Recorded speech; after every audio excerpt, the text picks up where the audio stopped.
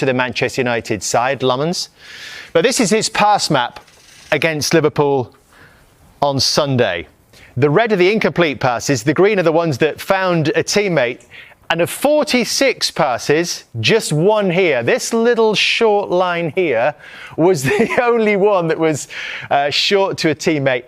That was to Diogo Dalot in around about the 20th minute. The rest, 45 out of 46, were long passes, and one around about, I reckon about here, Jamie, led to the first goal. Yeah, and listen, when you talk about teams playing direct football, having a low block, as Arne mentioned, it's always seen as a criticism. Ruben Amorim got his tactics absolutely spot on in this game at Anfield. There's no doubt about that. That's the only way they could win the game. So we're going to look at the goal here initially in terms of the direct play.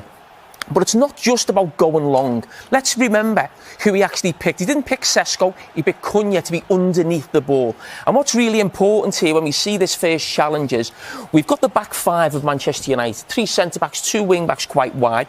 But the really important thing here to note is how narrow these players are here underneath the ball. So it's not just go long, it's about picking up the second ball. Another really important point is nobody ever goes for the ball in behind in terms of a flick on or if Virgil van Dijk misses it. So again, I mentioned Cunha being a little bit deeper than maybe a Sesko would be. So it was all about maybe we don't win the first ball, but we pick the second ball up here, and look how narrow the Manchester United 5 players are here. And that's where this goal comes from. Then Harry Maguire wins it again.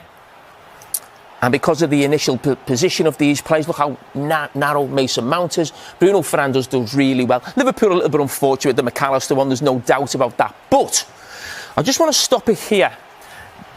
That is where the goal is going to be scored here. Now, we mentioned Virgil van Dijk, me and Gary, a lot on commentary, that he's got to get back quicker. And there's absolutely no doubt about that. But the guy alongside him, Konate, who I thought had a brilliant game, has got to do the same. So when Diallo was on the ball, now Konate is the closest man to getting to where this ball is, first of all. So he's 27 yards away. Then we look at where Virgil van Dijk is. He's 30 yards away from that. And then you look at where Mbeumo is there. He's 31 yards away. Now, what I would say is, if that was me in Virgil van Dijk or Konate position, maybe he beats me to the ball. But these are 2 of the quickest centre-backs in the Premier League, and they've got to start on him as well, and they've just got to do more. They've got to sprint back and get there before he does. But it's a brilliant start for Manchester United, no doubt, as I said, so early into the game, and we see it from a different angle as well here, and probably just highlights a little bit more as well on Konate. And could he get across in that position? But you see Manchester United keeping the ball alive. Again, as we mentioned, numbers centrally. And the 2 centre-backs have just got to get back. But fair play to him. He's busting a gut to get in there. Ryan Mbeumo, right foot, and they find themselves 1-0. And he created other chances. And again, I just want to look at this sort of setup again. Harry Maguire.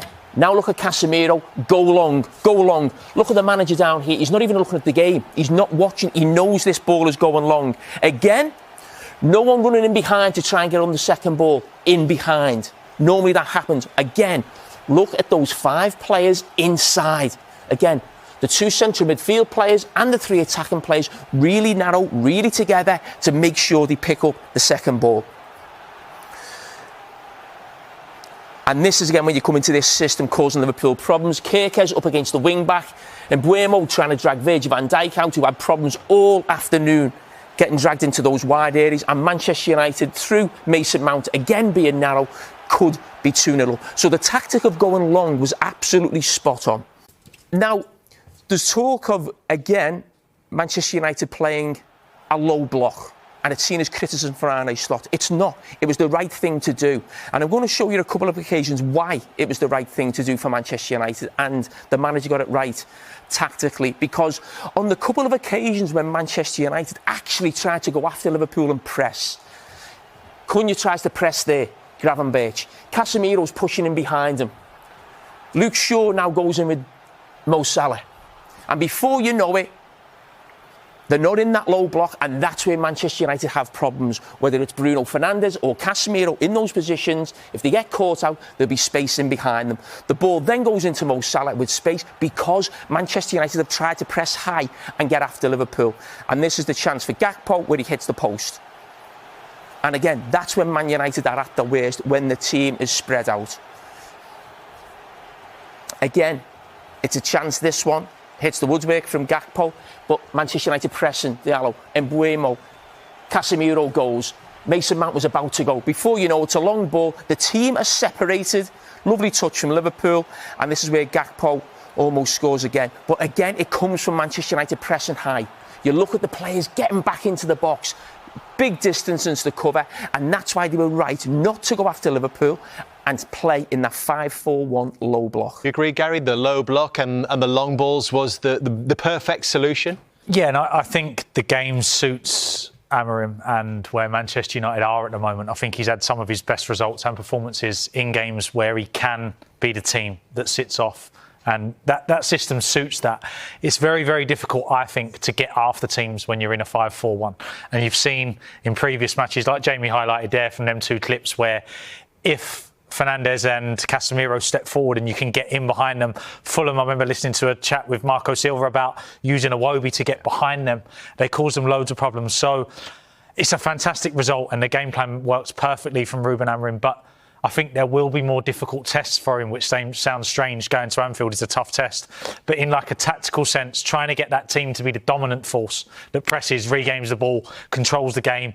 I think trying to do that in that system will be a bigger challenge. Maybe even Saturday against Brighton at home. Yeah, will be a challenge, definitely. We know how well Brighton have done at Old Trafford in recent seasons. What about the small details as well? Yeah, I think when I go back to the winning goal, and when I rewatched the game again last night when I came down to London, this stood out on me throw-ins. We talk about small details in the game, so just stop it now. Now, what they did as soon as Liverpool couldn't take a quick throw-in, it was almost like a set piece, couldn't yet stop the ball going back to the centre-back. And Mbeumo here on this side, we know where he normally plays, normally from this side. He is so narrow from a right-sided attacking player. So what that's about is almost being man-to-man from the throw-in and lock Liverpool in and don't make it easy for them just to go round the back to the goalkeeper and out the other side. So we see the problems Liverpool had with throw-ins.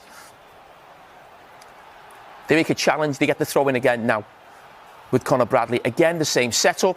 Look how narrow they are on this side. Again, stopping the ball going back to the centre-back. It's a poor throw-in from Conor Bradley. Manchester United win the ball easily. Ball comes out this side, goes out for a throw-in now. Carragher wants to take the throw-in quick. Keep an eye on this guy here. He's dropping in, but he realises his job is to go here and stop the ball coming to the centre-back. He's now screaming at Casemiro, you've got to get in there and stop the ball going in there. Now they locked him in. Mason Mount comes over from that side, really narrow. Now it's a man-to-man system here, stopping the easy ball to go back and Liverpool to build round the other side. And Carragher, as I said, he's not quite sure what to do. He's looking round, he's looking for help. Listen, he gives a foul throw away. Now, the reason I'm showing that, because it takes me to the winning goal. Now, this is Manchester United. Late in the game, we now know Szoboszlai's gone to right back. Now, there's been a lot of talk about a really poor throw-in from Szoboszlai from Liverpool supporters, and yes, that is true. But this little detail of Manchester United that they've been doing right throughout the game has helped them win the game. Sesko comes on, stops the ball going to Konate. And Mbeumo there is very narrow, as we've highlighted. He then takes a risk, throws it back. Because he's narrow, he can close the goalkeeper down and make it difficult for him. Now, we just stop it now. Now, the first clips we were showing was Manchester United going direct. OK? This is still the same situation. It doesn't matter that it's the Liverpool goalkeeper going direct or it was the Manchester United goalkeeper going direct. There's a challenge to be won here, and you need bodies around the ball for the second ball. So we've seen Virgil van Dijk headed before. This time it's Harry Maguire. And what do Manchester United have again? Like we saw on the first goal and another opportunity for Mason Mount, they've got players around the ball and narrow, which gives them an opportunity to pick up the second ball, then go from there. So we've seen the small detail on the throw-in and the big detail that's been mentioned a lot from Ruben Amorim in the game about going direct, second balls, then they get the corner, and that's where the 2-1 comes from. So, Gary, where does the goal come from? Yeah, it's interesting. We've been looking a little bit at set pieces, and you have a we spoke a bit about Nottingham Forest and whether you go man for man or because you put yourself at risk of penalties from VAR now, marking, or whether you go zonal. So Liverpool are a bit of both. But if you keep your eye on Szoboszlai at the back, he's in the back zone. He ends up where he is, Gary. Yep. So Szoboszlai is here. He should have a circle on him in a moment. He is the back zone man. I know he ends up being a little bit occupied by De Ligt. And then you look at the other two in Gakpo and Curtis Jones, who are also involved in this back area of the pitch. They're both markers, but they're both at the back. So they're responsible for the back of the goal. And then as it develops, you just see the tendencies of the players and what they're thinking and probably the state of the game. And the second phase of set plays are really difficult to coach because if it holds now, you can see Szoboszlai is still in not a bad spot. He's still sort of responsible for this back area. But because he's not a left back, he's going to start to drift into this area. Gakpo's thinking about counter-attacking. Curtis Jones is thinking about counter-attacking. And then before you know it, unbelievable quality from Bruno Fernandes. But you end up with 3 Man United players at the back zone. If you look at Szoboszlai now, and Curtis Jones has now realised that I've gone to counter-attack here, but we've not finished defending yet. So there's that little grey area around, is it still a set play or are we into open play yet? But this is still a set play. You can see where Szoboszlai ends up. And Man United get any one of them 3 could have headed that in at the back post. So that little crossover between set play and open play is very, very difficult to deal with. We always coach where Szoboszlai should stay and be responsible for the back zone until this phase is finished. And he ends up in the middle of the pitch, probably because he's a midfielder. And that's where he's used to being. And it gets Man United a famous victory at Anfield. What do Manchester United take from this? You said that, in terms of the system, there has to be more tweaks in terms of dominating teams and getting on top of sides.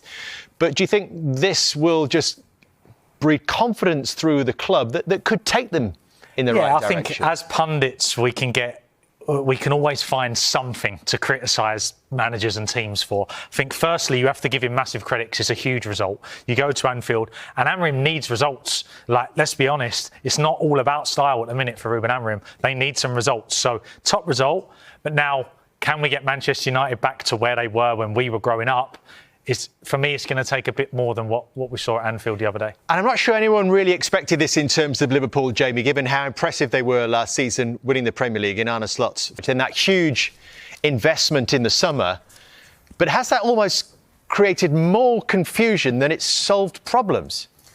Yeah, I think every Liverpool supporter's been sort of having sleepless nights trying to work out what Liverpool should be doing, the system they play, what players they use, the players they brought to the club. And I'm sure the manager's feeling exactly the same. But I've mentioned the last couple of weeks, Liverpool's summer transfer business didn't feel Liverpool-like. It felt Real Madrid-like in terms of actually going to buy the most expensive players or the best players on the market in the positions that you want and paying top dollar. Now, what we saw yesterday was Ekitike, who's been Liverpool's best signing, on the bench, and Wirtz on the bench. Now, I think Gary will know this better than me, but when you spend that type of money on players, the people who've spent the money they want to see that money on the pitch.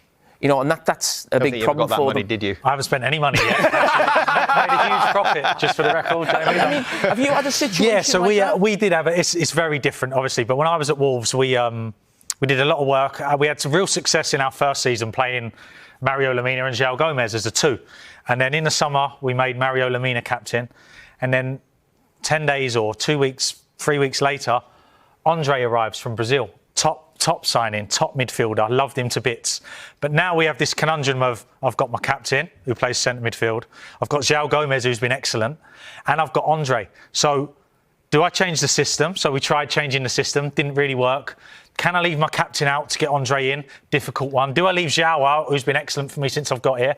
So Arne Slot will be thinking about this, I'm guessing, a lot. Yeah. You know, he'll go training, he'll think about training, and he'll come in and he'll sit in his office and he'll look at his whiteboard and he'll just be thinking, how do I move these bits around to get these in and win football matches? And Wirtz in the same side. I was probably one of the few people who wasn't big on Isak coming into the club because I thought it would be a problem when you buy a guy, Ekitike, for 80 million and another guy for 125 million. And it's not actually good for Isak having Ekitike on the bench because he's always looking over his shoulder. He can never relax. He knows if he hasn't done something in the first hour, he's probably going to come off. Now, I think Arne Slot, as you're saying, how can he get the two of them on the pitch? I think he's got to find a way, not every week, of getting the two of those players on the pitch. Like then? Let's have a look. Well, listen, I'm thinking of the big money signings who were on the bench at the weekend, and namely Wirtz. So I'm trying to rack my brains as well as a Liverpool supporter what Liverpool could do. Now, I've took Gakpo out there. Ruthless. Yeah, but listen, he played really well yesterday, and Szoboszlai would find a place somewhere in the team, but we're concentrating specifically on this attack. So, Isak and Ekitike, at some stage, he's got to try and make that work. Now, I go back to what I said before, it was a Real Madrid summer. I think Arne Slot almost has to be a Real Madrid manager, and I put myself, or he maybe put himself in the shoes of maybe Carlo Ancelotti, who every summer, whether that was at Chelsea, Real Madrid or AC Milan, they'd have big money signed and he'd have to make it work, and he would alter it to suit it. So perfect example is, he wins the Champions League a few seasons ago with Karim Benzema as the striker, Ballon d'Or winner. Benzema goes to Saudi, he ends up playing Bellingham as a false nine. It's a completely different way of doing things. So I look at Wirtz being maybe in that position, tucked in. And the reason I'm saying this is because it's about getting the money on the pitch. So Wirtz, you can't keep on the bench forever. So we've highlighted a few weeks ago, in that left channel there, inside, where he plays for Germany, where he played for Leverkusen in that back three system. Ekitike at times, and Isak off him there. And also playing Wirtz there, could that maybe get Carragher higher up the pitch? Because we all know, as Gary knows, the game now is about almost getting that front five up there. So maybe Wirtz comes inside in that position. Carragher, another signing, maybe opens the space for him to come in. And you get Ekitike, maybe Salah or Frimpong on that right side. But I'm trying to think as a manager, and you'll know this better than me, when you've spent big money, you have to find a way of getting these players in the team. And Carlo Ancelotti was the absolute master at this. Yeah, and I think 5 and a 5. Yeah, and I think it could suit Wirtz, because obviously the Premier League is definitely going to be more physical than what he's been used to, and maybe some of the criticism aimed at him, or some of the reason that he's been ended up on the bench, is adapting to the physicality of the Premier League. So maybe if he operates wide and drifts into pockets rather than being someone that's in there around midfielders all the time, maybe he'll get a bit more freedom. You've seen Thomas Frank doing it a little bit with the boy they signed from Leipzig. Yeah. Simmons. Yeah. So they've tried to do that with him. So maybe it gives him a bit more freedom to arrive off the side and drop into things rather than being in the middle of the pitch all the time. I think it definitely suits the three at the back, and Carragher hasn't shown his Bournemouth form yet, so maybe giving him that licence to go around people will get him involved. But the key, as Jamie said, to get back to the point, is can we get these two on the pitch? Because both top number 9s, can we get them close to each other and combine them? And that's the interesting thing, I think, with this Liverpool summer. Liverpool's summer in the past, they've always been about a planning. You almost knew what it is. But when you actually see where Liverpool, what they ended up with at the end of the game, with Wirtz playing central midfield, it looked a bit of a mess on paper. It didn't actually transform to be